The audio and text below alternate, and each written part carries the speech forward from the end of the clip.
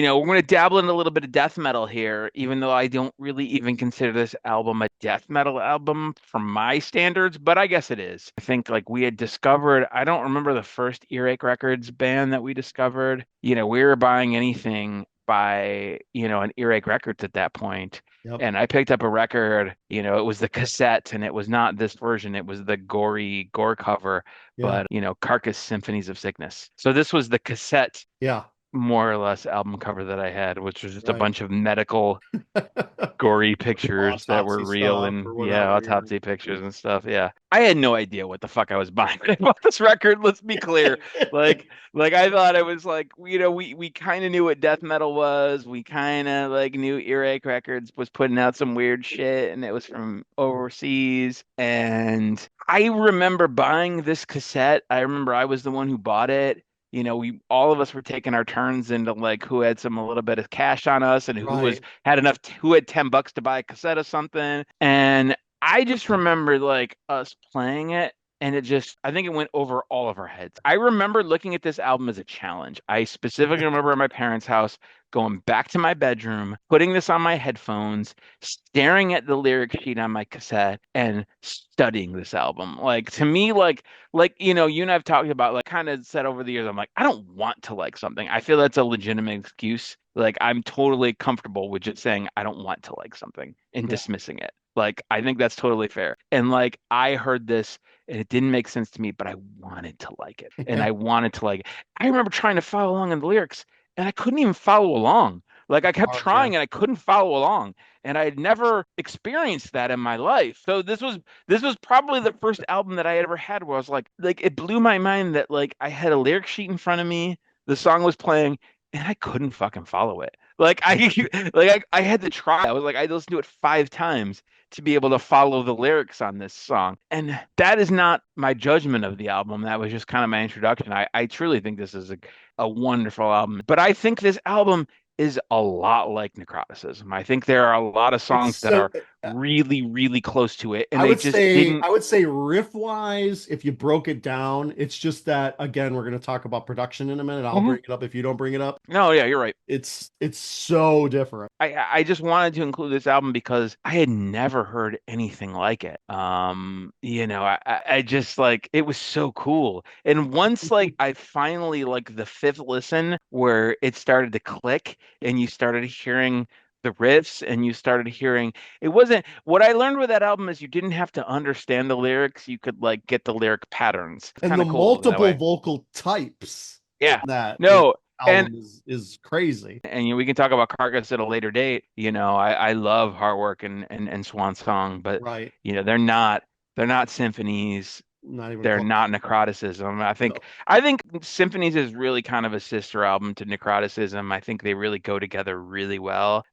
Like I said, I think necroticism is a better record, probably, but I don't know. I love this. And For me, necroticism is, in my opinion, I would probably say it's the best death metal album ever made. It's my number one album. It has all the riffs, it has the perfect vocals, the production is spot on. It came out at the perfect time. Those it's writing that you don't get anymore, because Mhm. every song they didn't just, have a sound. They played riffs, and every single song has a section or Yep. multiple sections with riffs that you're just like, you would kind of call them breakdowns now, but these sections of these songs with these riffs that are just Yep. amazing. They blow my mind to this day. And I don't hear albums like that anymore that are just every song has multiple sections of riffs that are just like, holy shit, that's amazing. And then Hmm. it's melodic, it's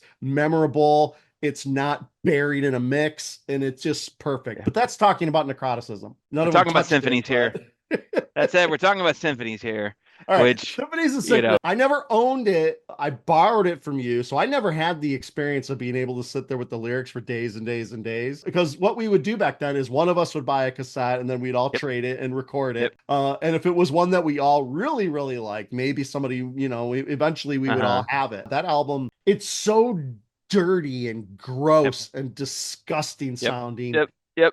Yep. And it's just it really does sound like the album cover. You know, you and, look and, at the and it album cover, it's like a meat grinder with music in it. It's just disgusting and gross and And I slimy. feel like I'll talk about this more with my last pick, but I think it was really a gateway for me to a vibe too. Like I think that what you're talking about, was just that fucking, like we're not my next band is not Autopsy, but I feel like bands like Oh, Autopsy, who are 100%. now some of my favorite bands, like that sound is what like I learned later was what I loved because of an album like this. To me, thinking of this album in songs is really weird because to me, this album is just kind of this one long It piece. is. I love this album, Yeah, Symphonies the of Sickness. melodies are on that record, but they are hard to find. And when you find them, just they pop Yeah. out. You're listening to symphonies, and all of a sudden a section of this just dirty just noise, and then they just Yep. slow it down,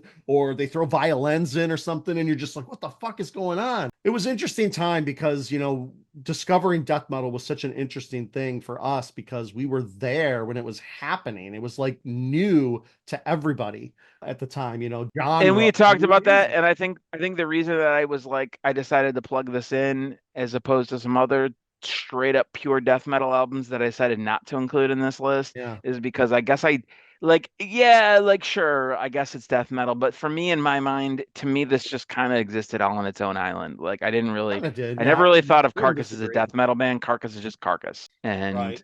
so that's why I justified putting that on this list because we were gonna maybe talk about death metal later.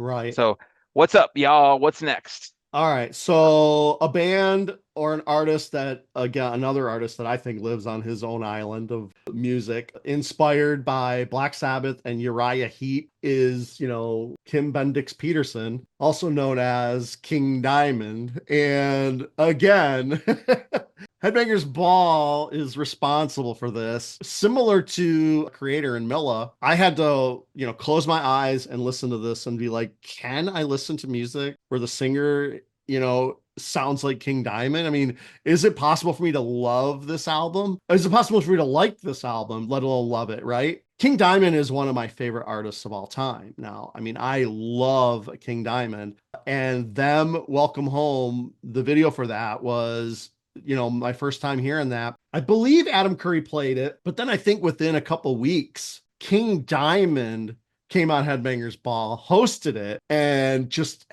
I was blown away. I'm pretty sure I was already into the record because I was excited that King was on there. I was like, this is amazing. And, of course, he played his favorite stuff, and then he played, Welcome Home. And yeah, this album is so, so fantastic. And again, it just opened my mind to another type of heavy metal, with vocals like this and just dark music. It wasn't necessarily, super heavy. It was thrashy, but it just had a heavy metal feel to it. And now I would say more like an old school kind of feel, nods to like new wave of British heavy metal bands and stuff like that. But Sabbath, Uriah Heep, things like that. Just fantastic stuff. And I just love King Diamond. He's one of my favorite artists of all time. And this album in particular, because it was one of the first times that I heard. Was it the first time you heard King Diamond? This was 100%. Yeah. I can't speak for the other dudes. I really can't. I feel like they weren't interested in it. No.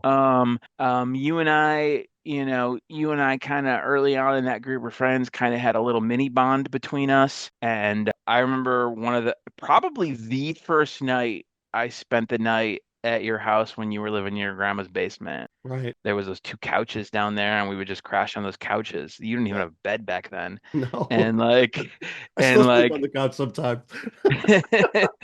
And I remember I spent the night, and you were so I don't even think I had ever even heard King Diamond or possibly heard of. I'm not even sure. It's hard for me to remember. Yeah. And you were so, so, so into this. And it was more than anything. There was two albums that you wanted me to hear more than anything. And they were both concept albums, which is funny enough. One was Mindcrime and the other was them. And you were so into it, and I was picking up on your vibes. I remember sitting there on the floor in front of your stereo, listening to your cassette and you were and then you're explaining the story, and I'm getting into it, and I was totally into it. And I mean, yeah, I totally fucking love this record. This is a Hall of Fame record. I mean, I think I am a huge fan, but not as big of a fan as you. But I wouldn't be a fan if it was not for you, because you almost forced me to love that record. And I was enough at the time. I was just okay, I'm in. And you were so listen to this because this is great. I think that's awesome because I don't remember that, and I'm glad you brought up more memories for me about that album, and how it just reinforces how important that album and how important King Diamond is to me. And I had bought a copy, an original press on eBay of them, and it came with an original write of the album, and the album was so warped I couldn't keep it because I paid a lot of money for it. You kept that? So I copied this and I sent it all back to the guy, and I'm like, the album is shit, I can't keep it. But I did keep this, and it's the whole write-up. It's the promo sheet or something? Yeah, it's the promo sheet. And at the very end here it says, "Don't you dare bring them home to mother."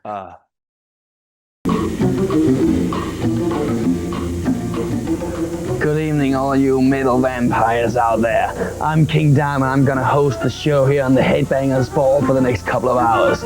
Metal videos this hour is gonna be Great White, Aerosmith, Def Leppard, and we're starting things off with this, King Diamond's The Family Ghost. That's Aerosmith. We'll let the music do the talking. I'm King Diamond here hosting on the Headbangers Ball, and I got a nasty little story to read to you. Listen carefully. Mary had a little lamb. Its fleece was white as snow. And everywhere that Mary went, the lamb was sure to go. And we got more videos coming up now. Faster Pussycat, Def Leppard, and Motorhead.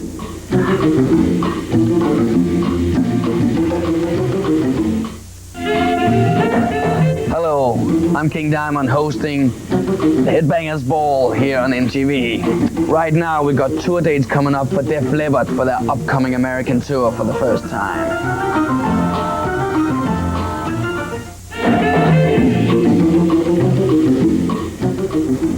Hi, I'm King Diamond, your host on Headbangers Ball tonight. Here is the new video from Dio, I Could Have Been a Dreamer.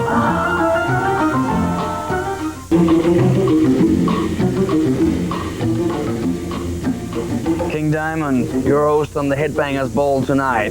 The middle videos for this hour will be Rat, Wasp, Motley Crue, but we're starting things off here with Iron Maiden's Wasted Years. That's the latest from Wasp, Scream Until You Like It. I'm King Diamond hosting here on the Headbangers Ball. And coming up right now we got Motley Crue, Queensryche, and Judas Priest.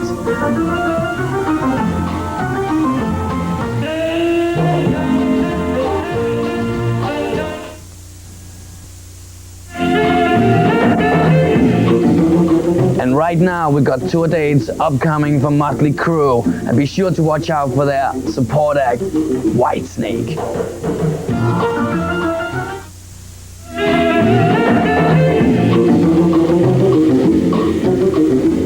Hello, I'm King Diamond. It's been a pleasure to be hosting this Headbangers Ball with all you metal vampires out there. It's time to say goodnight, but before we say goodnight, I'd like to introduce the entire band to you. We will be back here in America around January, February. Here, Mr. Timmy Hansen on the bass guitar. We got Mickey D on the drums. Right here's Andy LaRock on the lead guitar. And our new lead guitarist over here, Michael Moon. Thank you and good night. And here is AC/DC for those about to rock.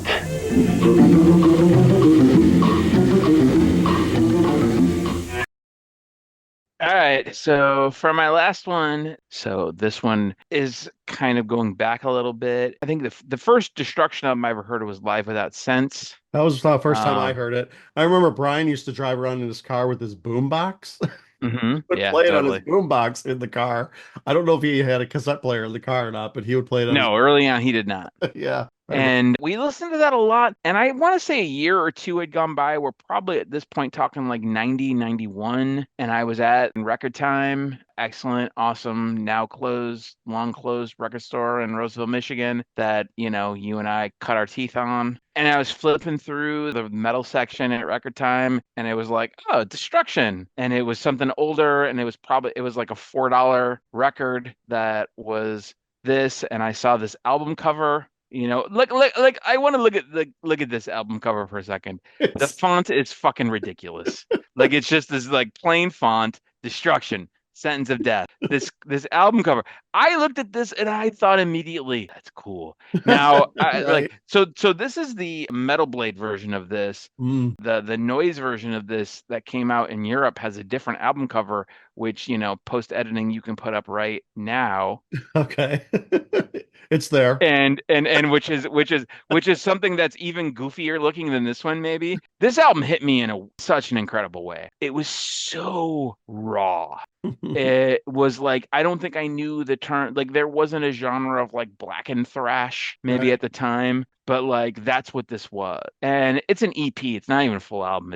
It's 5 songs, including an intro, and it's 19 minutes long. And I used to listen to this over and over and over and over again. And there was something about it that resonated with me so hard, and I like all of Destruction's era. I like the newer stuff. I like I love all of Destruction. I think Destruction's one of those cool bands that like maybe they're not like, the tops, but they've always just waved the flag of thrash metal and they've never stopped. And, Schmeier and Mike have just been fucking pulling it out. Mike always pulls out those amazing riffs. He writes the same riff over and over and over again, but they're always a slightly different and totally cool. Like, and you can hear that on this EP. And this album blew me away. I wanted to include this EP because one, it was of the five, it was chronologically the last I had heard. But I think like, you know me, and I like a lot of the dirtier sounding stuff. My favorite band of all time is Dark Throne, probably. Not the early stuff, the later,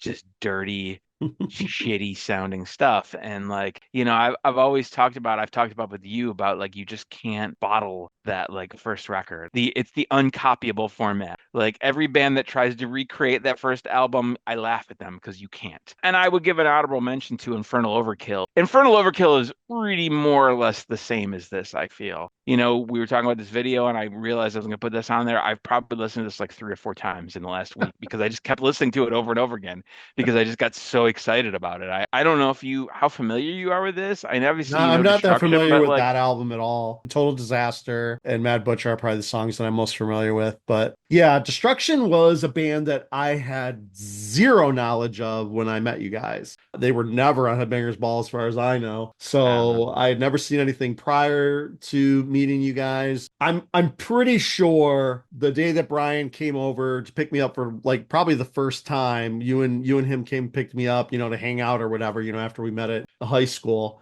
He had Live Without Sense playing on the boombox in the back of the car, and I was just like, it sounded great to me. I liked how it sounded, because it was in that thrashy, genre, that sound. It was definitely more raw, and it was a live record too, so it sounded different because of that too. And yeah, I remember liking it, but yeah, I never really went into Destruction. My favorite album, and this is just, obviously I don't know if this is anybody's favorite album from them, but I really love Release from Agony. I mean, I think it's fucking great. That is like my favorite album. Oh, it's good. Live Without Sense is great. I've always wanted that on vinyl. I'm not a huge fan of live records, but I always wanted that record because, like I said, it was one of the first things I'd heard from them, and it's like a greatest hits, like you said, it's like we've talked about with Live After Death and some other of these albums. I think that the versions of the songs on Live Without Sense are really good too. So yeah.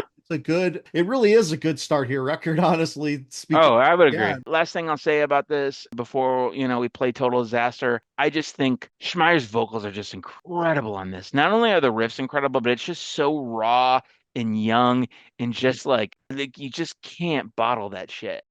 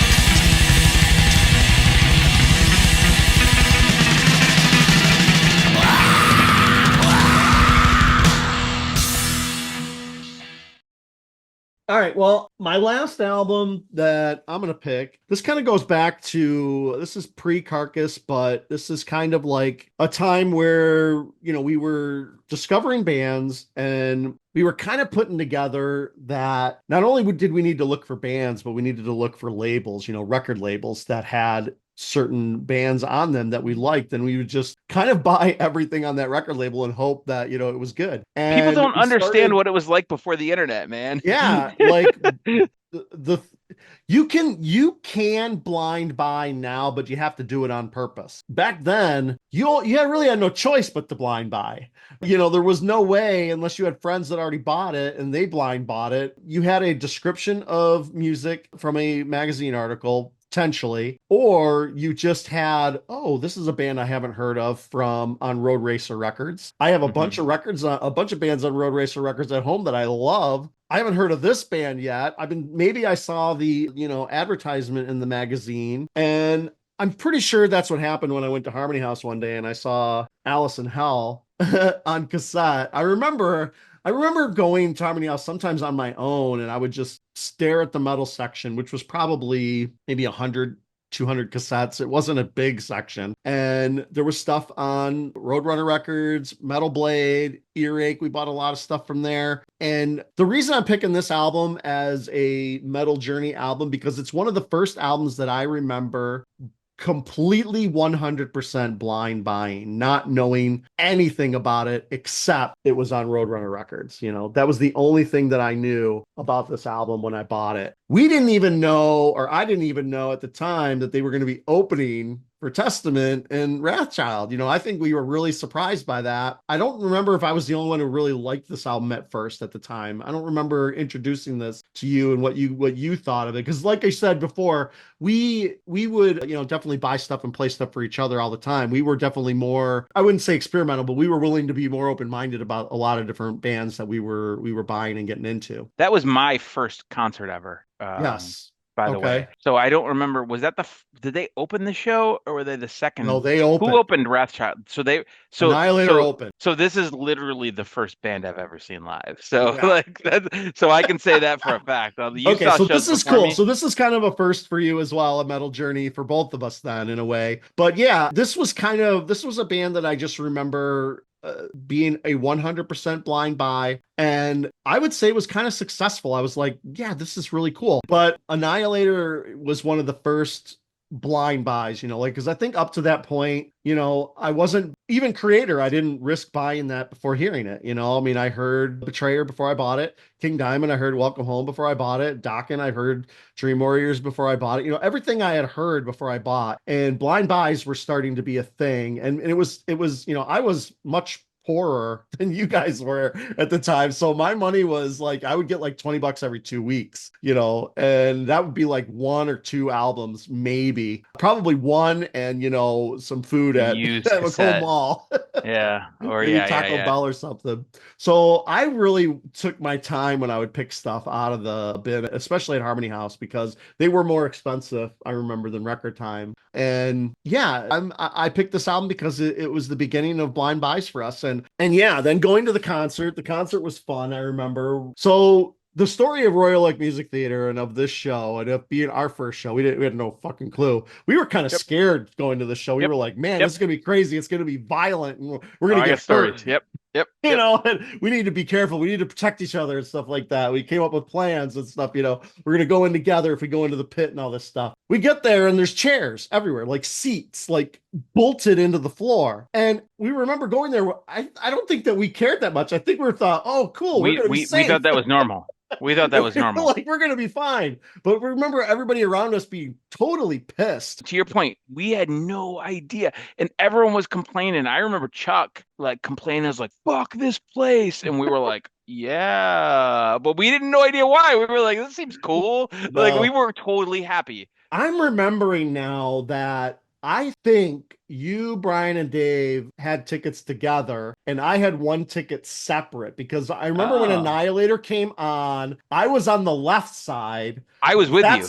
because that's where I caught the towel. I remember knowing every song from that set. You know, obviously it was all from that album from Alice in Hell. That's all they had at the time. Randy Rampage, you know, at the end of the show, he threw off his towel out to the crowd. Yep. I caught it. I was so excited that I caught something from the band. I remember nobody else being impressed. That's what No, I I remember. No, I totally no.